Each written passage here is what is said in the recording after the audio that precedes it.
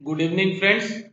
Let's tax के YouTube channel में आपका स्वागत है। फ्रेंड्स, शेयर मार्केट आज के दिन में एक अच्छी इन्वेस्टमेंट की जगह बन गया है। इन्वेस्टर्स शेयर मार्केट में अपने पैसे इन्वेस्ट करते हैं और आसानी से फिक्स डिपॉजिट से ज्यादा का रिटर्न प्राप्त करते हैं। वहीं कुछ लोग ऐसे भी हैं जो इन्वेस्टमेंट की जगह ट्रेड करते हैं और अच्छा मुनाफा घर लेकर जाते हैं। कोविड के बाद से देखा गया कि लोग फिक्स डिपॉजिट की जगह अपने पैसे को शेयर मार्केट में या तो इन्वेस्ट कर रहे हैं या फिर एज अ ट्रेडर ट्रेड कर रहे हैं। ऐसे में शेयर मार्केट से किसी को प्रॉफिट और किसी को लॉस भी हो रहा है। साथ ही आपके द्वारा किए गए शेयर मार्केट के ट्रांजैक्शंस आपके इनकम टैक्स पोर्टल पर AIS एंड TIS में भी रिफ्लेक्ट हो रहे हैं। ऐसे में इन्वेस्टर्स हो या फिर ट्रेडर्स, सभी के लिए ये जानना बेहद जरूरी है कि शेयर मार्केट के ट्रांजैक्शंस को कैसे प्रॉपर्ली अपनी इनकम टैक्स रिटर्न में फिल करें।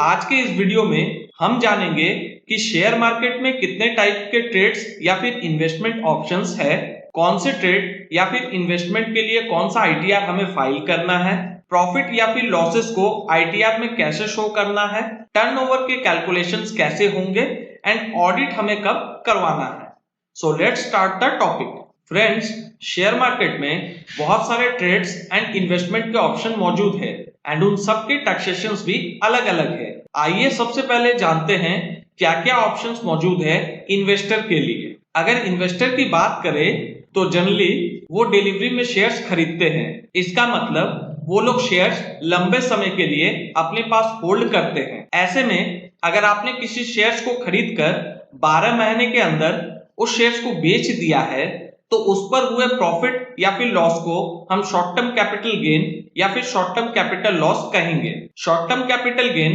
Section 111A on income tax act 1961 में कवर है। अगर आप किसी शेयर पर शॉर्ट टर्म कैपिटल गेन करते हैं तो आपको उस गेन पर 15% के हिसाब से इनकम टैक्स देना होगा। वहीं अगर आप किसी शेयर पर शॉर्ट टर्म कैपिटल लॉस करते हैं तो ये आपके दूसरे शॉर्ट टर्म कैपिटल गेन या फिर लॉन्ग टर्म कैपिटल गेन से एडजस्ट हो सकता है, यानी कि सेट ऑफ हो सकता है। और अगर आपका कोई और शॉर्ट टर्म या फिर लॉन्ग टर्म कैपिटल गेन नहीं है तो आप इस लॉस को आने वाले 8 सालों के लिए कैरी फॉरवर्ड कर सकते हैं, ताकि अगर आप अपने आने वाले 8 सालों में कोई शॉर्ट टर्म या फिर लॉन्ग टर्म कैपिटल गेन करते हैं तो ये लॉस आसानी से उनसे सेट ऑफ हो जाएगा। यहाँ पर ध्यान रखने वाली बात यह है कि लॉसेस को कैरी फॉरवर्ड करने के लिए आपको अपनी income tax return section 139 subsection 1 के दिए गए टाइम फ्रेम के अंदर ही फाइल करनी है, यानी कि 31 जुलाई तक नॉन ऑडिट के केस में, नहीं तो आपकी ये लॉस कैरी फॉरवर्ड करने को नहीं दिया जाएगा। ये तो थी शॉर्ट टर्म कैपिटल गेन की बातें। अगर आप किसी शेयर्स को 12 मंथ तक होल्ड करके उसके बाद बेचते हैं तो उस पर हुए प्रॉफिट एंड लॉस को हम लॉन्ग टर्म कैपिटल गेन या फिर लॉन्ग टर्म कैपिटल लॉस के नाम से जानेंगे। Long term capital gain section 112A of income tax act 1961 में कवर करता है। अगर आप किसी फाइनेंशियल ईयर में 1 लाख तक का लॉन्ग टर्म कैपिटल गेन करते हैं तो उस पर आपको कोई टैक्स अदा नहीं करना होगा। 1 लाख से ऊपर आपने जितनी भी लॉन्ग टर्म कैपिटल गेन किया है उस पर आपको 10% के हिसाब से इनकम टैक्स अदा करना होगा। इसको समझने के लिए एक एग्जांपल ले लेते हैं। मान लीजिए मिस्टर ए 2 फरवरी 2020 को ABC लिमिटेड के 1000 शेयर्स खरीदते हैं 400 रुपए के भाव में। मान लीजिए मिस्टर ए 2 फरवरी 2020 को ABC लिमिटेड के 1000 शेयर्स खरीदते हैं 400 रुपए के भाव में, जिसका टोटल अमाउंट 4 लाख होता है। एंड इस 1000 शेयर्स को मिस्टर ए 13 जनवरी 2022 के दिन 1500 रुपए के भाव में बेच देते हैं, जिसका टोटल अमाउंट 15 लाख होता है। तो मिस्टर ए का नेट प्रॉफिट इस शेयर्स पर 11 लाख रुपए का होता है। मिस्टर ए ने ABC लिमिटेड के शेयर्स को 12 मंथ होल्ड करके बेचा, यानी कि ये ट्रांजैक्शंस लॉन्ग टर्म है। जब मिस्टर ए अपनी फाइनेंशियल ईयर 2022-23 यानी कि असेसमेंट ईयर 2023-24 की इनकम टैक्स रिटर्न फाइल करेंगे तब मिस्टर ए अपने इस 11 लाख के प्रॉफिट में से पहले 1 लाख माइनस करेंगे, क्योंकि 1 लाख तक long term capital gain exempt है। बाकी बचे 10 लाख पर 10% के हिसाब से मिस्टर ए इनकम टैक्स अदा करेंगे, जो कि होगा 1 लाख रुपये। ये तो थी लॉन्ग टर्म कैपिटल गेन की बातें। अगर लॉन्ग टर्म कैपिटल लॉस की बात करें तो लॉन्ग टर्म कैपिटल लॉस सिर्फ लॉन्ग टर्म कैपिटल गेन से ही सेट ऑफ हो सकता है। अगर आपके पास लॉन्ग टर्म कैपिटल गेन नहीं है तो सेट ऑफ करने के लिए आप इस लॉस को आने वाले 8 सालों तक कैरी फॉरवर्ड कर सकते हैं, मगर शर्त वही है कि लॉस को कैरी फॉरवर्ड करने के लिए आपको अपने इनकम टैक्स रिटर्न को सेक्शन 139 सबसेक्शन 1 के दिए गए टाइम फ्रेम के ही अंदर फाइल करना होगा। ये तो थी short term and long term capital gains. अब अगर इन्वेस्टर को कोई डिविडेंड मिलता है शेयर होल्ड करने से, तो वो डिविडेंड इनकम आपको इनकम फ्रॉम अदर सोर्स के हेड में आईटीआर में दिखाना होगा।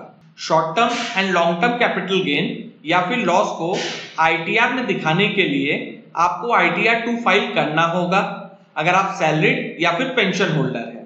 एंड वहीं अगर आप एक बिजनेसमैन या फिर प्रोफेशनल है तो फिर आपको अपनी शॉर्ट टर्म या फिर लॉन्ग टर्म गेन या फिर लॉस को दिखाने के लिए आईटीआर 3 फाइल करना होगा। ये सारी चीजें तो इन्वेस्टर्स के लिए थी।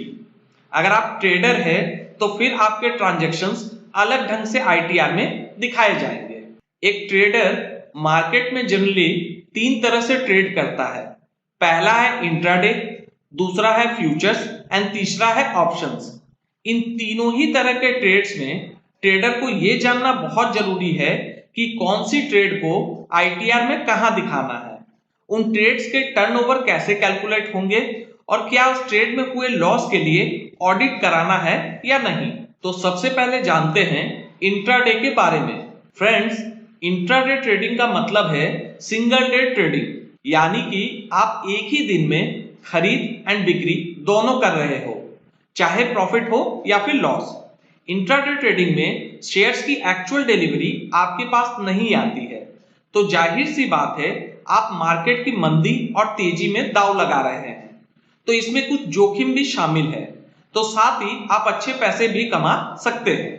तो जब आप इंट्राडे में रिस्क एंड रिवॉर्ड दोनों शामिल है तो लाजमी है कि इसमें हुए प्रॉफिट या फिर लॉस इनकम टैक्स रिटर्न में बिजनेस इनकम माने जाएंगे।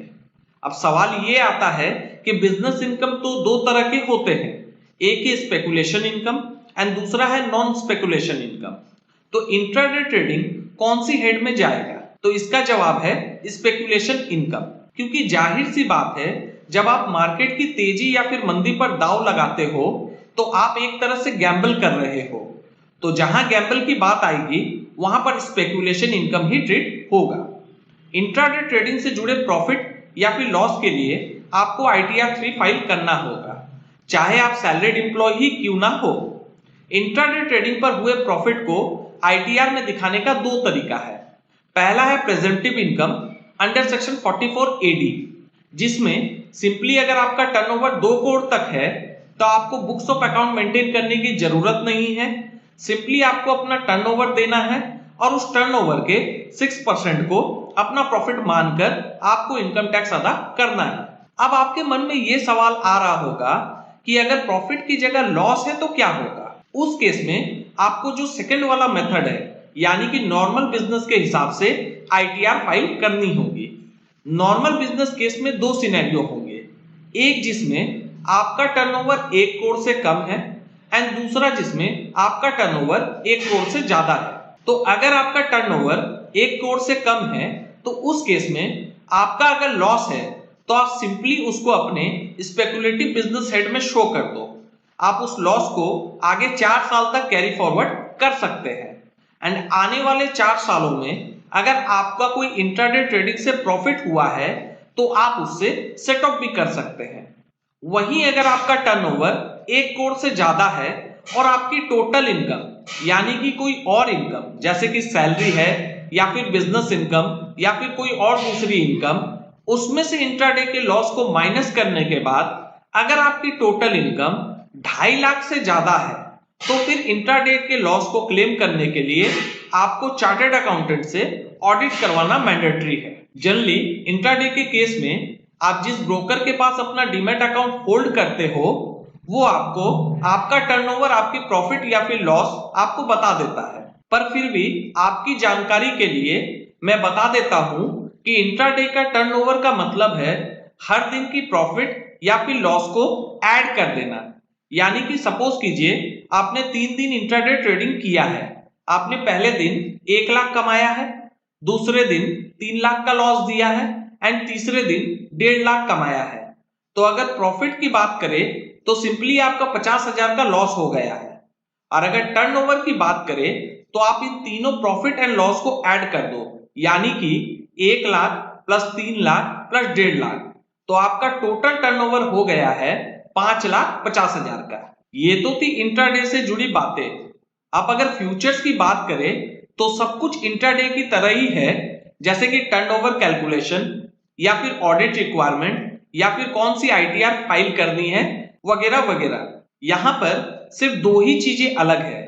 फ्यूचर्स के केस में एक जैसे कि इंट्राडे ट्रेडिंग का जो आपकी इनकम थी उसे हम स्पेकुलेशन इनकम कहते थे, वहीं फ्यूचर्स के केस में ये नॉन स्पेकुलेशन इनकम मानी जाएगी। एंड दूसरा चेंज है कि फ्यूचर्स में अगर आपका लॉस होता है तो आप उस लॉस को आने वाले 8 सालों तक कैरी फॉरवर्ड कर सकते हो एंड उसे किसी भी अदर इनकम से सेट ऑफ कर सकते हो सिवाय सैलरी की इनकम छोड़कर। जैसे कि अगर आपकी इंटरेस्ट इनकम है या फिर रेंटल इनकम है या फिर बिजनेस इनकम है, इन सब से आपका फ्यूचर का लॉस सेट ऑफ हो जाएगा। अब हम आते हैं हमारी लास्ट कैटेगरी की तरफ, जो कि है ऑप्शंस। ऑप्शंस का ट्रीटमेंट बिल्कुल सेम फ्यूचर्स की तरह होगा, इसमें कोई भी चेंजेस नहीं होंगे। अगर आप नॉर्मल टैक्स प्रोविजन में जाते हैं, यानी कि अदर देन प्रेजेंटिव, जिसमें आपको 6% के हिसाब से टैक्स देना है, उस केस में आप अगर इंट्राडे या फिर फ्यूचर्स या फिर ऑप्शंस को करने के लिए अगर कोई खर्च करते हैं, जैसे कि internet expenses, electricity bill, staff salary, stationery etcetera, तो इन सब खर्च को भी आप एज एन एक्सपेंस क्लेम कर सकते हैं ITR 3 फाइल करते वक्त। आशा करते हैं शेयर मार्केट से जुड़ी ये जानकारी आपको पसंद आई होगी। मिलते हैं नेक्स्ट वीडियो में। Thank you for watching.